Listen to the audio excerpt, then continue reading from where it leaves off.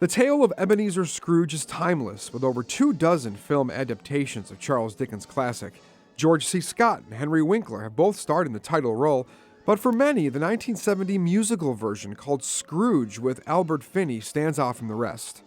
Finding the perfect Tiny Tim is always a challenge when watching film versions of the story, but Ricky Beaumont, who was 8 years old when he landed the role of the boy in crutches, surpasses them all with an innocent and emotion-filled performance, especially when he's in the spotlight for his signature song. I tracked down Ricky Beaumont, who lives in the UK, to discuss being in Scrooge.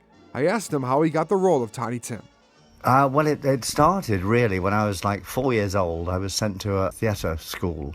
My brother and sister, who are older than me, wanted to go to this theatre school. I was too young, but the theatre school sort of took me at the age of 4. And then since the age of 4, I was auditioning for stuff all the time. And then suddenly the big audition for Scrooge came about. And I remember going into the audition and surrounded by lots of kids. And the director, Ronald Neame, got me and picked me up and stood me on this great big grand piano. And I sung Where Is Love? And that was it, really, from that moment. What do you remember most about making the movie? Just going onto these massive sets, because obviously in those days there wasn't the CGI stuff going on. It was all, if you were in a Dickensian street, you all were in a Dickensian street, and all the extras and the amount of people and crew that were involved in such a huge process. And you've got all these extras around, and they're all doing their singing and dancing there. It's not false. It's all just happening. Sorry I'm late. But Mr. Scrooge and I had a lot of last-minute business to attend to. Which one do you like best, eh? I like all of them. Good boy. And why not one in particular? Well, he said I can't have none of them, so I might as well like them all. Tim, you are a philosopher and a gentleman. Christmas hopes and joys, Christmas puddings rich with Christmas cream.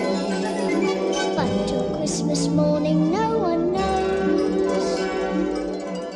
And I assume at the age of 8, you didn't realize how lucky you were to be working alongside a guy like Albert Finney, who played Ebenezer Scrooge. What was he like? He was lovely. They all were, because, it was such a sterling cast of names that were absolute icons of the industry. I was so fortunate to be with them. And also at that sort of tender age, they sort of took me under their wings. Do you remember what things you learned from Albert Finney, or things he tried to teach you at that young of an age? He basically said, stop acting, just be yourself, which was great advice, because once you start acting the scenes, then the dialogue tends to come out very stilted, and you're just sort of saying words, not necessarily knowing what they mean. Children, we shall drink to your father for all the love and happiness he gives us, and to Tiny Tim for the health we wish him. For the sake of your father, I'll even drink to that old miser, Mr. Scrooge. Long life to him and to us all. A Merry Christmas to us all. Merry Christmas! God bless us. God bless us, everyone. Now, where's our song, my Tiny Tim?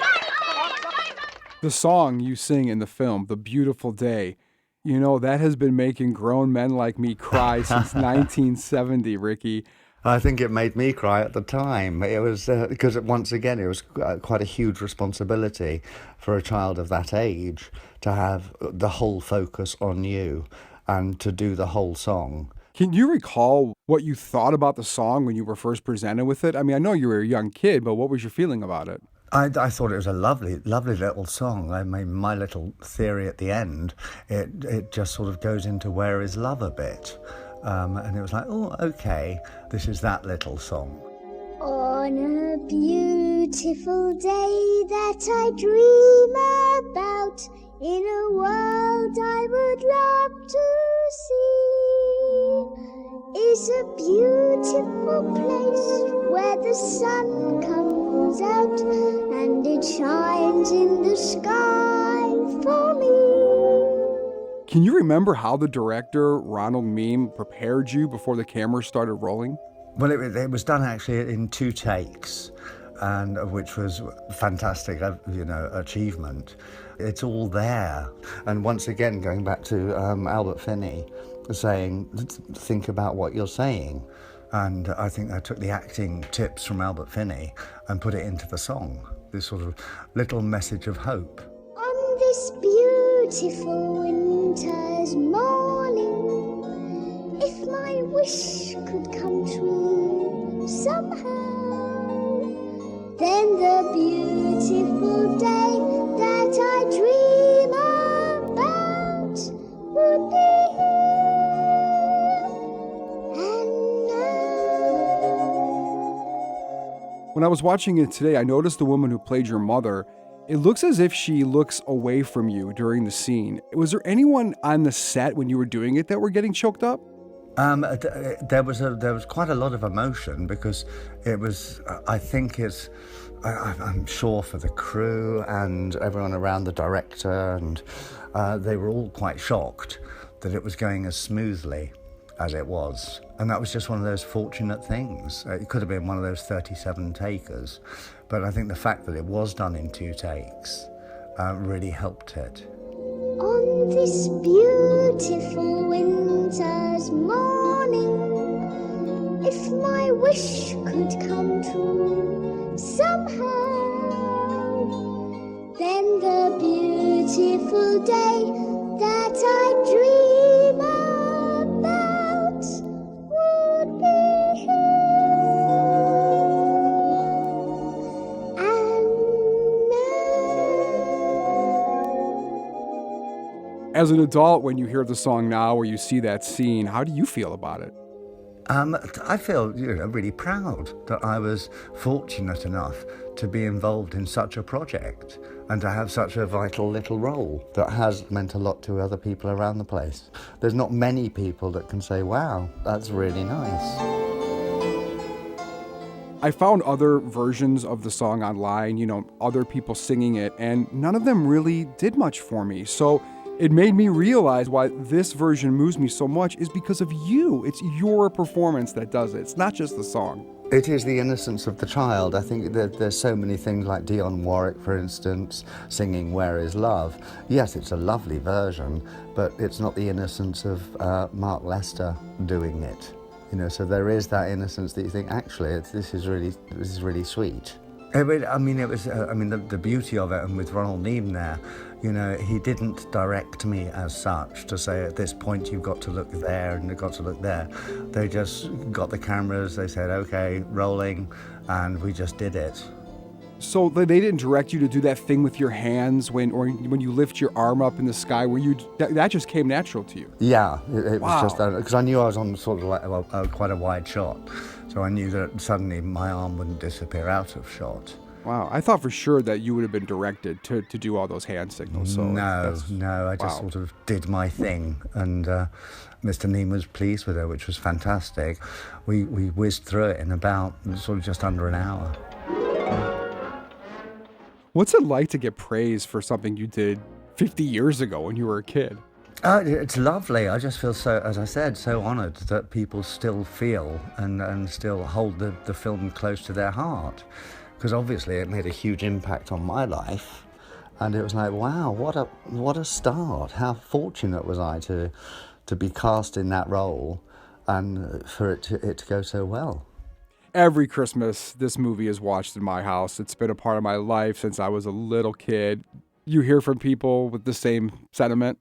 Yes. There's a few people, particularly in the USA, that they email me, and I email them back, and it means something to them. And you think, well, if you can, after all these years, if it can mean something to somebody and makes their Christmas or just brings a smile to their face, then I'm absolutely delighted and honoured to be able to do that. I like songs, I like dance, I hear music and I'm in a trance. Tra-la-la, oh-papa, chances are we shall get up and prance. Where there's music and laughter, happiness is right. Why? Because I like life. You've continued to work in the arts and theater and drama. So tell me about the last 50 years of your life. What have you been doing? You're not going to wait for the book then. I've worked extensively in film and television up to the age of about 16 or 17. And then adolescence took its toll, and my nose grew too big for my face, and wasn't very attractive for screen. So then I went onto stage and doing lots of stage work. And then on one of the tours that we were doing, Joseph in the Amazing Technicolor Dreamcoat, I met my wife. We thought, oh no, acting, actors getting married, it's not really a good mix, because we're touring, the temptation is there. So we decided to sort of just make our own work. So we set up a theatre company, and from the theatre company we now run a youth group teaching kids the performing arts stuff. We concentrate mainly on the drama. What's the kids' reaction when they find out you were Tiny Tim and Scrooge? Well, of course, it's a different generation now, so they're in a different era. There's so many names and stuff that you say to them, oh, yes, and we worked with this person. They haven't got a clue who it is. So it's not as impactual. I almost forgot. He's for you. You didn't steal it, did you? No, I didn't steal it. It's a present for you to keep. A Merry Christmas, Tiny Tim. When's the last time you sat down and watched Scrooge? We watch it practically every year, because now with my daughter, who's in the business, my wife, and now I've got grandchildren as well. So it's nice for them to see Grandad doing his sort of thing. And also gives them a little thought, thinking, oh, he did it, so why couldn't I?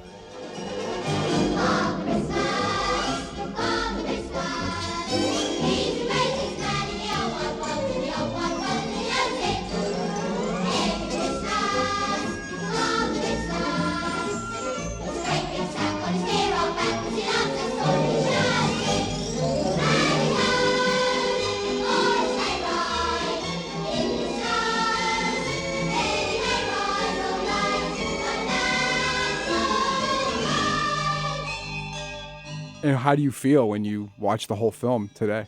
Oh, I love it. I absolutely love it. And once again, this overwhelming pride of being part of it. And not everybody can say that. So I'm very, very happy with that. In the morning, Christmas morning, if you lift your eyes and think sometimes and think you'll see, oh, Father Christmas, oh, Father Christmas, that's how Christmas will be. I have seen a lot of versions of A Christmas Carol, and I gotta tell you, Scrooge 1970, the best Ebenezer Scrooge with Albert Finney, the best Jacob Marley with Alec Guinness, the best Ghost of Christmas Future, and hands down, the best Tiny Tim. Oh, Chris, you're only saying that. Thank you so much. Then the beautiful day that I dream about would be here and now. Ricky, thank you very much for talking to me today. It's been a real honor. It's been absolutely my pleasure. And have a brilliant Christmas. You too. God bless us, everyone. Thank you very much. Thank you very much. That's the nicest thing that anyone's ever done for me. The future looks so right. In fact, it looks so bright.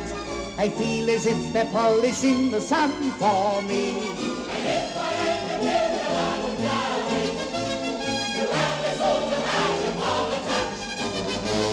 I sing some empty people and tell my sing the empty silence. Thank you very, very, very much. Thank you very, very, very much. I don't know whether you can hear me, old Jacob Marley, and I don't know whether or not I imagined the things I saw, but between the pair of us, we finally made a Merry Christmas, didn't we? Have to leave you now. Must go and get ready. I'm going to have Christmas dinner with my family.